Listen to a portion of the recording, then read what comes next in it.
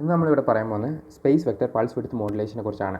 Space vector pulse width മോഡുലേഷൻ്റെ definition എന്ന് പറഞ്ഞാൽ it is the use of mathematical space vector representation of voltage to produce three phase AC output by approximating sine waves with minimal distortion. ഒന്നും മനസ്സിലായില്ലല്ലോ. Space vector pulse width modulation ഞാൻ പറഞ്ഞുതരാം. Space vector pulse width modulation എന്ന് വെച്ചാൽ ഇൻവെർട്ടറിൽ DC നിന്ന് AC convert ചെയ്യുമല്ലോ, അതിന് ഇൻവെർട്ടറിന് DC AC കൺവേർട്ട് ചെയ്യണമല്ലോ. അപ്പോൾ ഇങ്ങനെ പോകുന്ന DC വോൾട്ടേജിനെ ഇങ്ങനെ ആക്കാൻ വേണ്ടി സഹായിക്കുന്നു.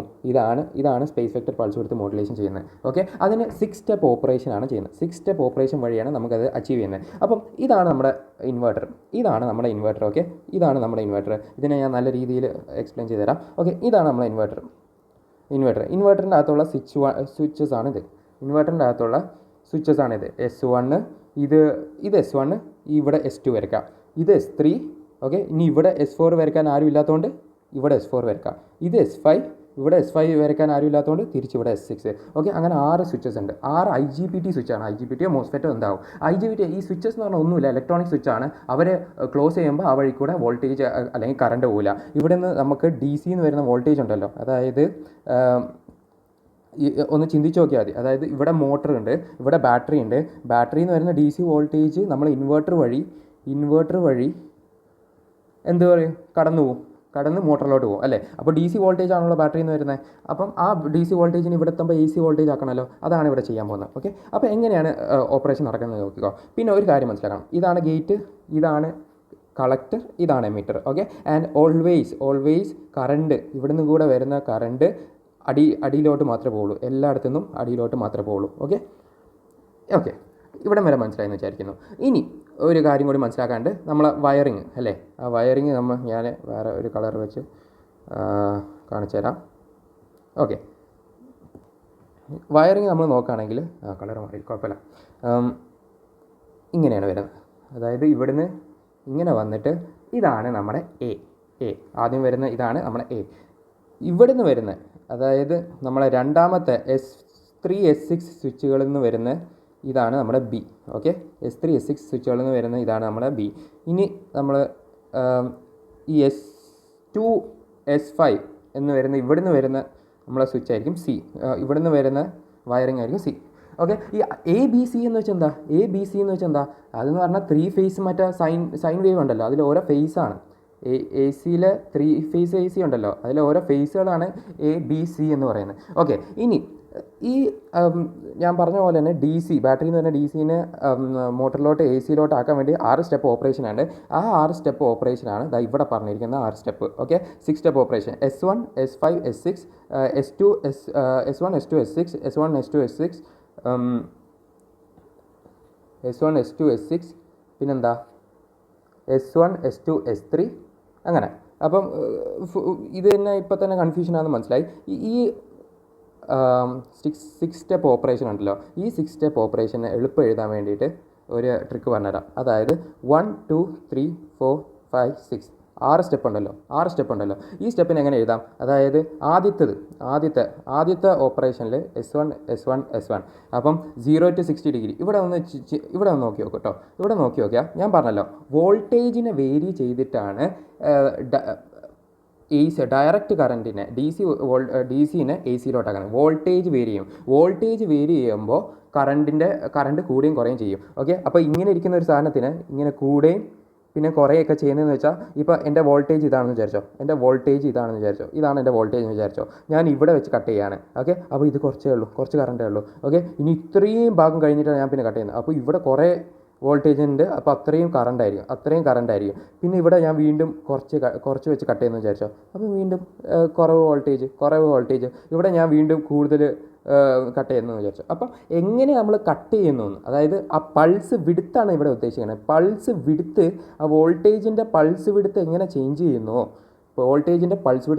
ചെയ്യുന്നോ, അതിനനുസരിച്ച് നമുക്ക് സൈനസോയിഡൽ വേവ് ആയിട്ട് മാറും. അതുകൊണ്ടാണ് ഈ space vector pulse width modulation എന്ന് പേര് പറയാൻ കാരണം. ഓക്കെ, ഇനി നമ്മൾ ഡി സി വോൾട്ടേജ് ഒരെണ്ണമല്ലേ ഉള്ളൂ, ഒരൊറ്റൊരു ഡി സി വോൾട്ടേജ് ആണ്, ഒരു സ്ട്രെയിറ്റ് പോകുന്ന ഒരു ഡി സി വോൾട്ടേജ്. അതിന് നമ്മൾ 8 പോസിബിൾ വോൾട്ടേജ് സ്റ്റേറ്റ് ആക്കി മാറ്റാണ്. 8 പോസിബിൾ വോൾട്ടേജ് സ്റ്റേറ്റ് ആക്കി മാറ്റാണ്. എങ്ങനെ? V0 മുതൽ V7 വരെ, V0 മുതൽ V7 വരെ. അതിൽ V0 V7 ഉണ്ടല്ലോ, V0 V7 എന്ന് പറയുന്നത് എങ്ങനെയാണ്? അതായത് മേളത്തെ 3 സ്വിച്ചോ അടിയത്തെ 3 സ്വിച്ചോ ഓഫായ എന്താണ്, മേളത്തെ 3 സ്വിച്ച് ഓഫായ V0 സ്റ്റേറ്റിലായിരിക്കും, അടിയത്തെ 3 സ്വിച്ച് ഓഫായ V7 സ്റ്റേറ്റിലായിരിക്കും. കാരണം ഒരു സ്വിച്ചിൽ കൂടെ കയറിപ്പോയി, ഒരു സ്വിച്ചിൽ കൂടെ കറണ്ട് കയറിപ്പോയി തിരിച്ച് വരാൻ സ്വിച്ച് വേണ്ടേ. അപ്പോൾ ഈ 3 സ്വിച്ച് ഓഫ് ആവണമെങ്കിൽ കറണ്ട് വോൾട്ടേജ് പോവില്ല, കറണ്ട് പോവില്ല. മനസ്സിലായോ?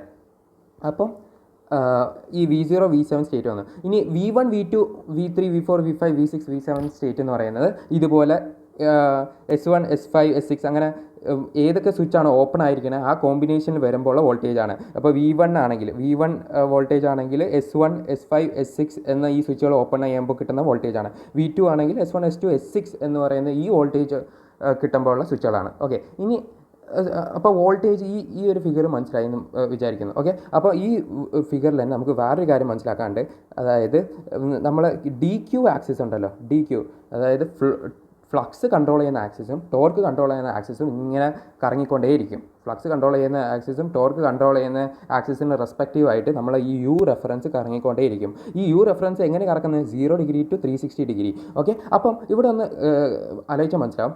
0 ഡിഗ്രി മുതൽ 60 ഡിഗ്രി വരെ ഒരു സെറ്റ് സ്വിച്ച് ഓപ്പൺ ആയിരിക്കും. 0 ഡിഗ്രി മുതൽ 60 ഡിഗ്രി വരെ ഒരു സെറ്റ് സ്വിച്ച് ഓപ്പൺ ആയിരിക്കും. ഇവിടെ നമ്മൾ ഏത് സെറ്റാണ് ഓപ്പൺ എന്ന് നോക്കി. ഇവിടെ ഒരു സെറ്റ് എന്ന് പറഞ്ഞാൽ ഒരു സ്വിച്ച് ഓപ്പൺ ആയിരിക്കും. ഇവിടെ നോക്കി.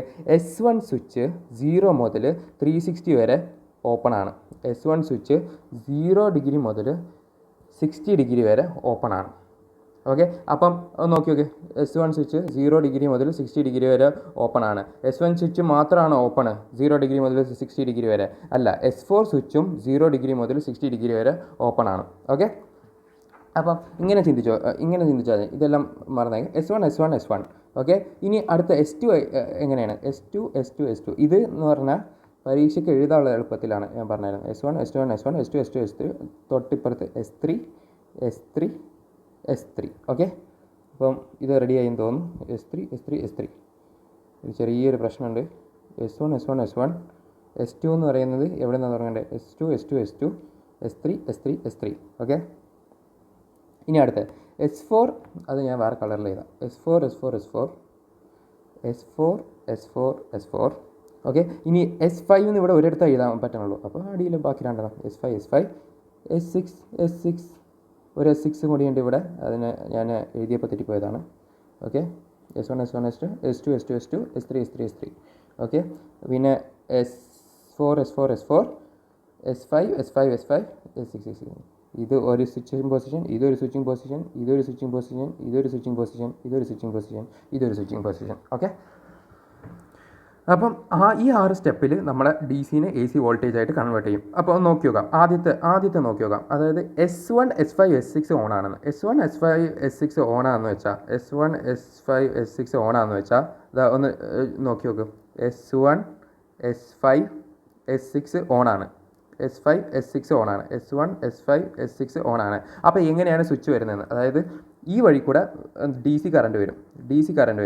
എന്നിട്ട് ഇതാ നമുക്ക് ഇങ്ങനെ ഈ വഴി കൂടെ ചാടി നമ്മളെ മോട്ടറിലോട്ട് ഇടും. ഫേസ് A കൂടെ മോട്ടർ വരും. ഓക്കെ, ഇനി എന്താണ്, നമ്മൾ S6 ഓണാണല്ലോ, അടിയത്തെ S6 ഓണാണല്ലോ.